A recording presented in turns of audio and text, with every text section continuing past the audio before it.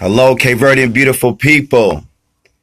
It's me, Patrick, and today we have a great privilege of interviewing one of the greatest super producers in the Cape Verdean industry and also in the American industry as well. This is Duane Darock, goes by Duane Darock, his a.k.a. Duane Ramos. And I'm going to go ahead right into it.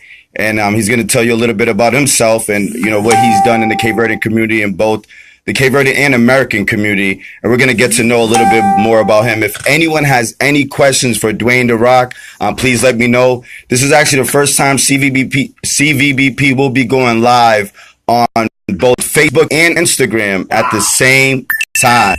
So this is truly history in the making, and that's what Duane does. Duane, he creates history, and we had to make sure we come through in a historic way. So we're gonna go ahead and jump right into it. So Duane, tell us a little bit about where you from. Where did you originate from? From New Bedford, Mass. Spent a lot of time in Providence. I used to live in Providence too. So but born and raised in New Bedford. Okay, and tell them where you at now. I'm in LA right now. I've been out here 25 years. Of June made 25 years of being in Los Angeles. Wow, 25 years. And what do you do here in LA? I get it in. You get it in. I like that. I represent Cabo Verde. I represent New Bedford. I represent all my Cape Verdeans. I represent New England, put it that way. And I represent all my Cape Verdeans in a way where, we need to be seen, heard, and felt. The vibration of us we're extremely intense, powerful people with a high vibration. And it's important that we, express to people and give them the knowledge about us as powerful people. I like that. I like that. Duane, and as you know, I got some questions written down. But since you said that, brother, I'm going to go ahead and jump right into this question. This is a question I've been dying to tell you and ask you. I love what you're doing for the Cape Verdean community. And I love that you are a Cape Verdean celebrity here in LA. And you really do put on for Cape Verde. You haven't forgot where you come from? Nah, I haven't, man. It's important. And tell the people how important it is not to forget where you come from when you made it. The reality is, at the end of the day, there's no place like home. And it's important that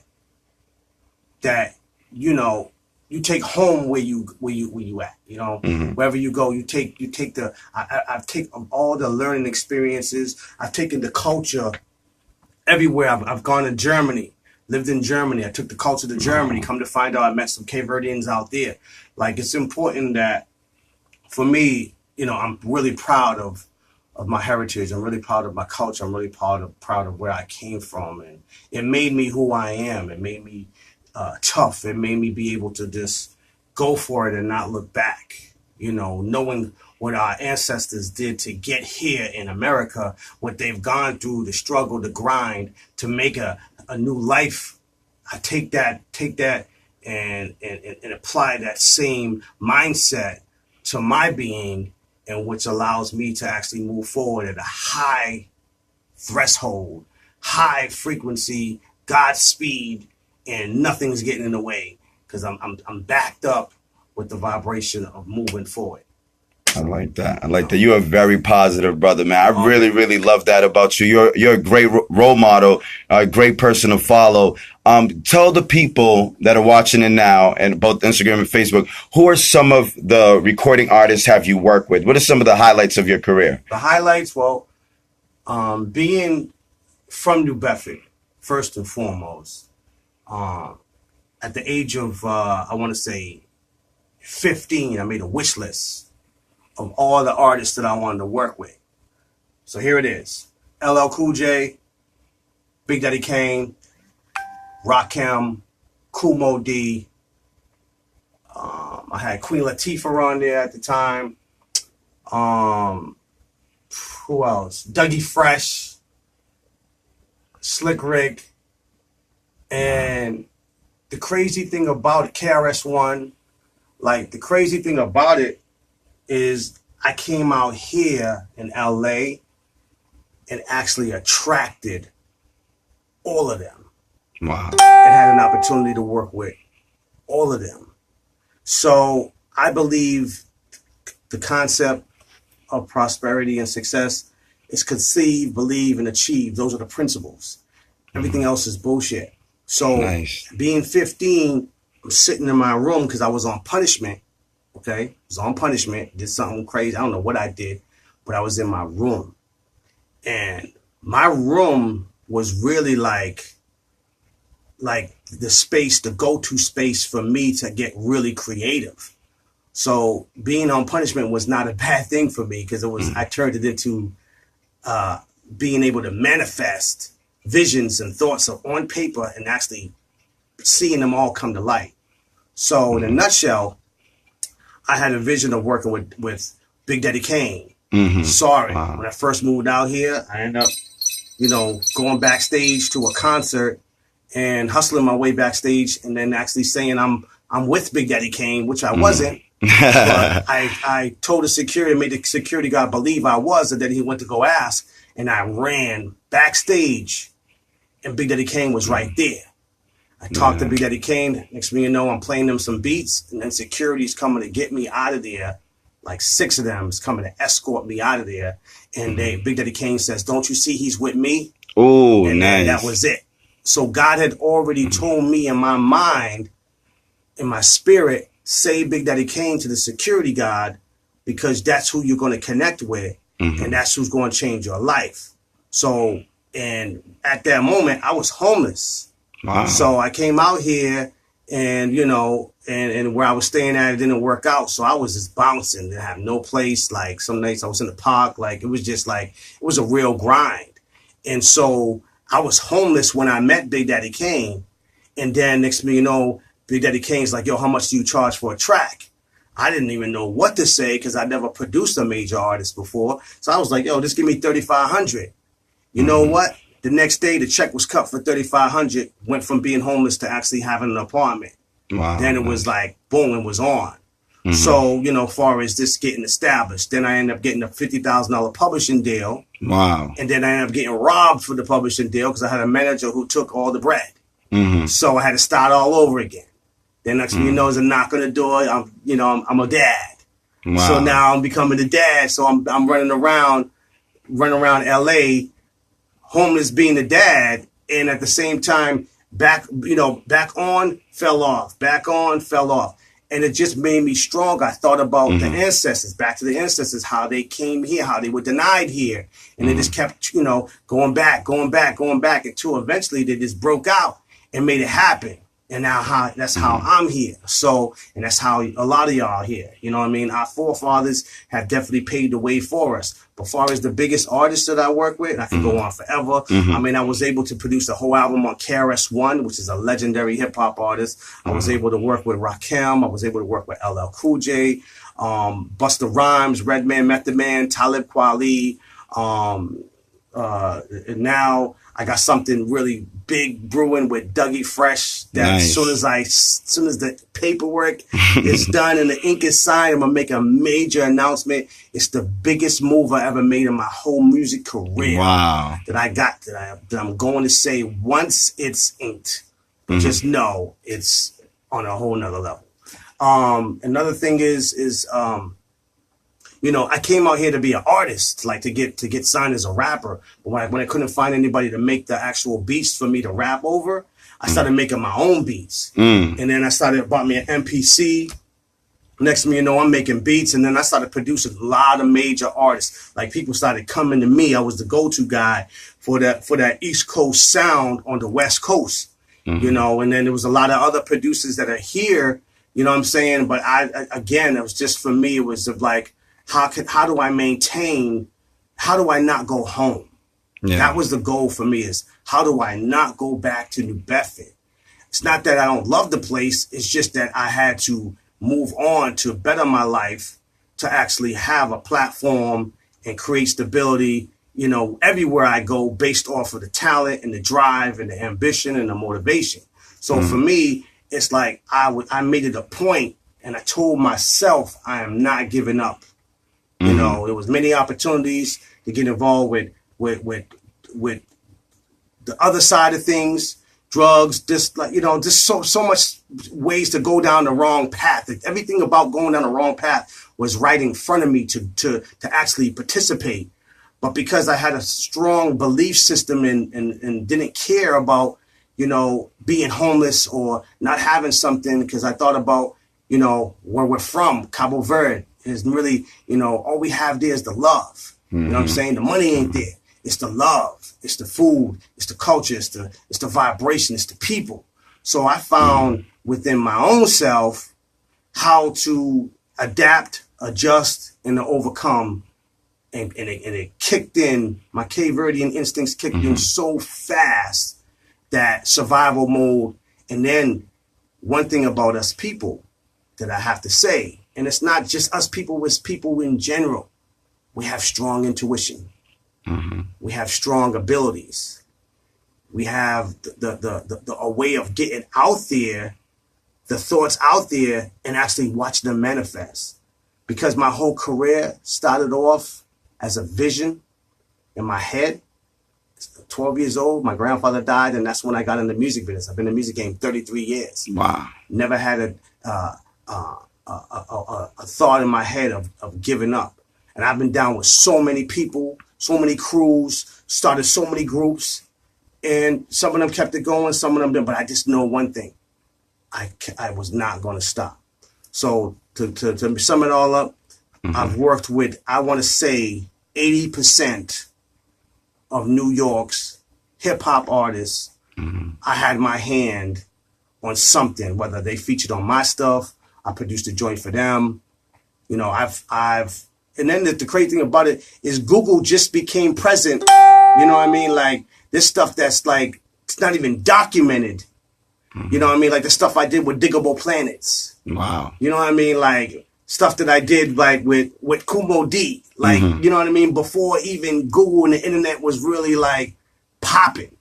So I just know that for me, now we got the internet, it's important that you keep an image clean, you know, or if you're going to put something out there, let that be who you really are. Like, don't fake it. You know what I'm saying? If you out there, you know how it's the saying was fake it till you make it. Well, I believe faking it in your mind, like seeing it in your mind, if you see it in your mind, it has already happened. So you ain't got to fake it. You just got to just like, you know what, it already happened. Now I just need to just wait for it to show up and then jump in the vehicle and just go in God's speed. So that's what it is. But I have the ability to tap in to the intuition. We're all born with the gift, but because I am clear, I'm able to feel things. I'm able to feel opportunities. I'm able to sit right here like I was sitting right here and say, you know what? Let me go to Fat Burger. I go to Fat Burger, Faith Evans is right there. Wow. Next thing you know, I'm writing with her Letter to Big, which is the main song for the Biggie movie. And I was able to get the credits because a lot of stuff that I produced in this game, ain't going to get into it, that I didn't get no credit. We talking number ones. We talking records that were sitting on the charts for 4 weeks, number one, produced, written by me. But because I wanted money so bad, because I didn't want to be homeless again, I didn't get the credit. And see, that's the thing. You have to understand, do you struggle, you get the money, or do you humble yourself and say that the money's going to come, but you got to get the credit. The credit is the wealth. You know what I'm saying? It is the wealth. Because the money be spent, and all you have to live off of is your name and your brand. So I have done probably like 10 records on major artists that came out and the song took off. But I can't, it can't be mad at anybody but myself for the time being. It was just temporary that I was mad because God said, you know what? I got something else bigger and better for you. So you don't need to be depressed. You don't need to be stressed out. You're going to be good. You're never going to have to go back home because I'm going to set you up so you can become the nucleus of success. Success can't live without you, and you can't live without it. And that's just the way that the vibe is right now. So that's where I'm at with this whole success thing. For me, it's important that we stay consistent. We stay vibe. We still live on Facebook? Yes, we are. So, and Yeah, we live right now. We live. We live all over the place. So again, it's and then like, but see, let me just tell you this though. When you have a vision of working with somebody, you have to be very specific on what it is that you want to do with the individual, because God will put you in a position to work with that person, but it may be on something different that you totally did not expect. When I was writing that 15, when I was writing all those names that I wanted to work with, I didn't know I was going to be producing them. I didn't know I was going to be making beats for these artists. I just assumed that I was going to be rapping with them because I'm a rapper, and then I became a producer because I had to survive.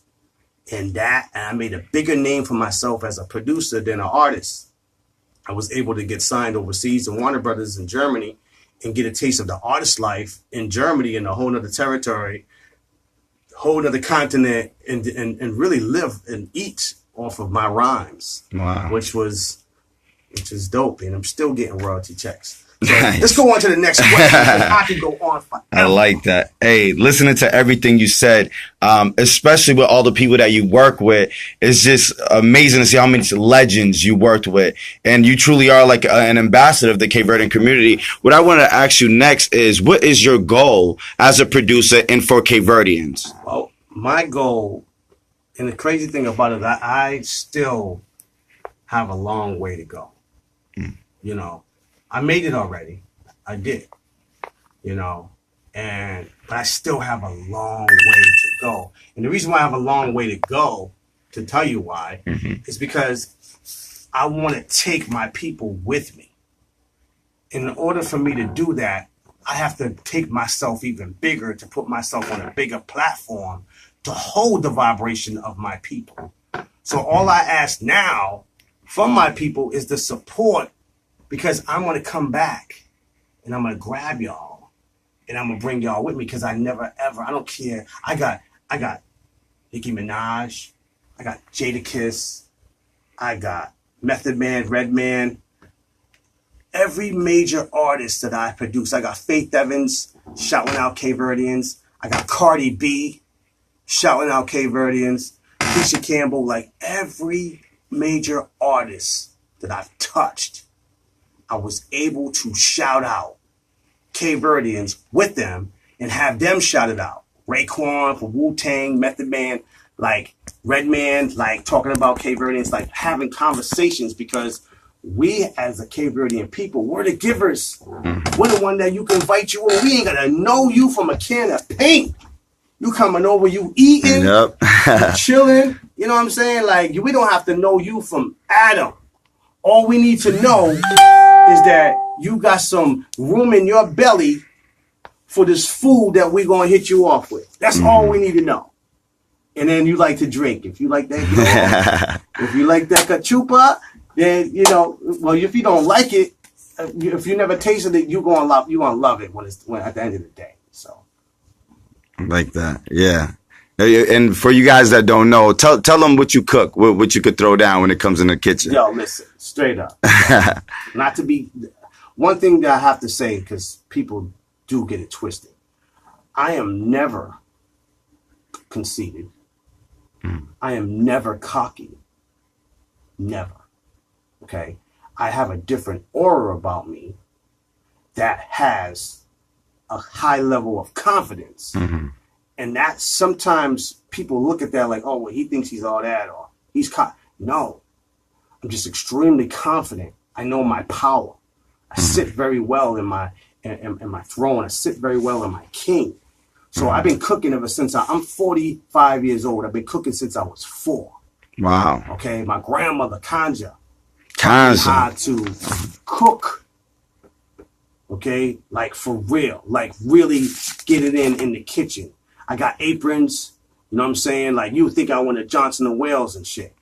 You know what I mean? The culinary really kicked in, but I cook cachupa, I cook Mijin Ground, I make some Frisianade, I make some, what else? Gufang, some couscous. Wow. You know what I'm saying? Like, I actually get in on the cachupa, manchupa, whatever you want. If you want, I'll make you manchupa, and I'll make you some cachupa.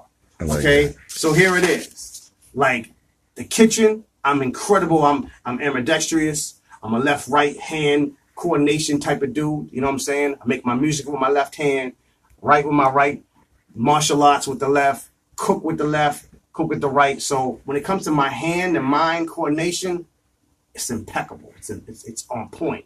So the cooking level it really goes down.